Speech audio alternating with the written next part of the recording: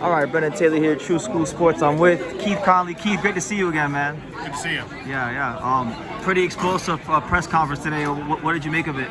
It was great. You got to get the week going, and Tio and the father got things going. I think Rolly's a little subdued, but it's going to be fireworks Saturday night. I think it's the type of fight where it can't be a boring fight with their styles. So it should be fireworks on Saturday. Correct. Now, Rolly said something really interesting. He said that, Tio tried to go to Zuffa Boxing and they didn't want him. I know a lot of your guys are with Zuffa Boxing. That's not true. No? I'm not going to talk openly about contract negotiations, but that's not true. Yeah. Okay. As far as Tio, he goes here and he wins this fight against Rolly. What fights are you looking at? I know Conor, Benn, the other guys fighting for the title. So. Probably the winner of Conor, Benn, Ryan Garcia would make a lot of sense. But there's a lot of big fights. Haney, depending on what he's doing. But it's packed at welterweight right now. So there's probably 3 or 4 mega fights that Tio can go into after this once this fight's over with on Saturday. As long as he's victorious, obviously. Okay. You worked with a lot of guys over the years. How is Tio different to the guys you worked for in the past? Well, every fighter's different, right? But Tio's a pleasure to work with. Obviously, pound for pound type talent. He's a great fighter, and no complaints. Definite future Hall of Famer, obviously. No, for sure. I know the big fight in England next week is your man Filip Hrgovic. He's taking on Moses Itauma. A lot of people aren't giving him a chance. Why does he have a chance? Well, he's the most offensive heavyweight in the world. He throws 1,000 punches a fight. And Moses Itauma is untested. He looks like a great talent. Looks like the future of the heavyweight division. He'll probably definitely be a heavyweight champion at some point, but the real question is, will he be the heavyweight champion next week? My guys vowed to go after him right away, and don't be surprised if you see a knockout within the first 3 rounds. Okay. Do you think there's a smart idea due to Hrgovic's history of cuts and things like that? I think that's the only thing you can do. Why would you lay back and get cut and try to extend the fight when you have a great fighter in Moses, but he's not battle tested yet, he's not experienced? The best strategy is probably to jump on him right away before you get cut and also try to overwhelm Moses. He's never been with a guy like Filip. Filip throws 1,000 punches and he hits hard. So we'll see what happens next week. Okay. Now, they say like a Croatian heavyweight champion can't sell. Why are they wrong? Well, if he beats Moses Itauma, he's a star, obviously. Yeah. And my guy's action-packed. Nobody can really probably name any of his fights that were boring.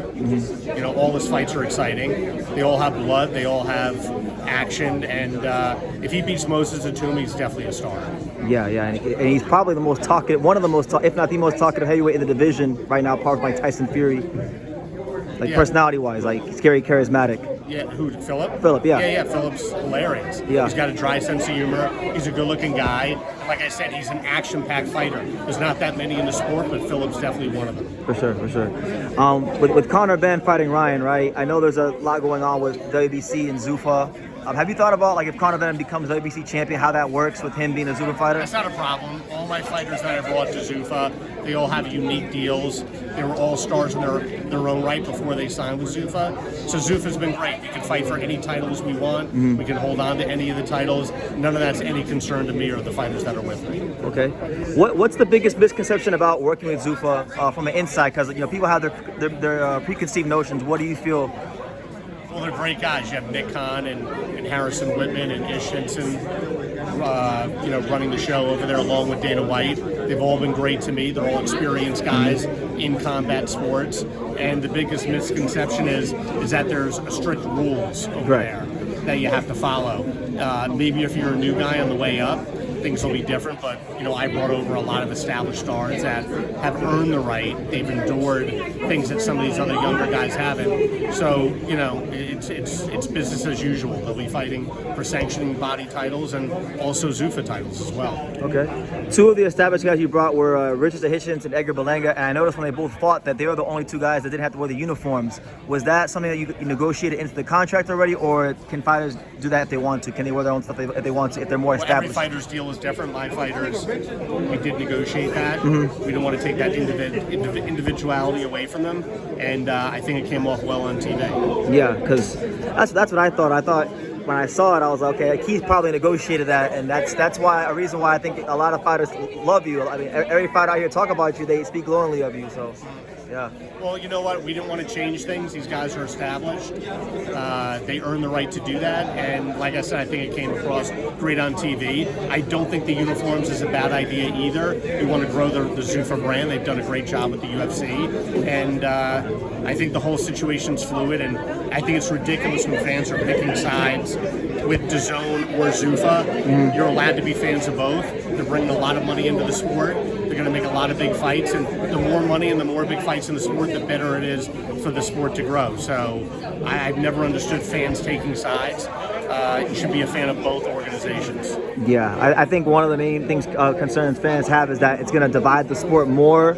Because they've openly said that they don't want to work with the sanctioning bodies. Do you have a take on that? But we've proven that wrong, right? Yeah. Conor Benn is fighting Ryan Garcia. Correct. Ryan Garcia signed to DAZN. Conor Benn signed to Zuffa. Yeah.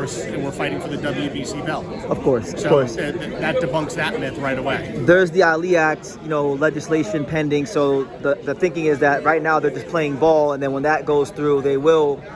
I don't believe Do that's it. true. You don't think so? Not from my experience, not from my conversation. They sounded very open about working with the sanctioning bodies. Yeah, they're open to doing anything. They're open to doing good business. Okay. So I don't think there's going to be any hurdles for my guys. Again, they have to grow their brand. They've done a great job, and I mean, honestly, they're great guys to work with. Nothing negative to say about them whatsoever. Okay, Keith. Any final message you want to give to the boxing world about Teo fighting this weekend? And just watch Saturday night, buy the pay-per-view on DAZN and Amazon Prime. It's going to be fireworks. It's going to be one of the best fights of the year. all right, Keith Connolly, pleasure as always. Thank you.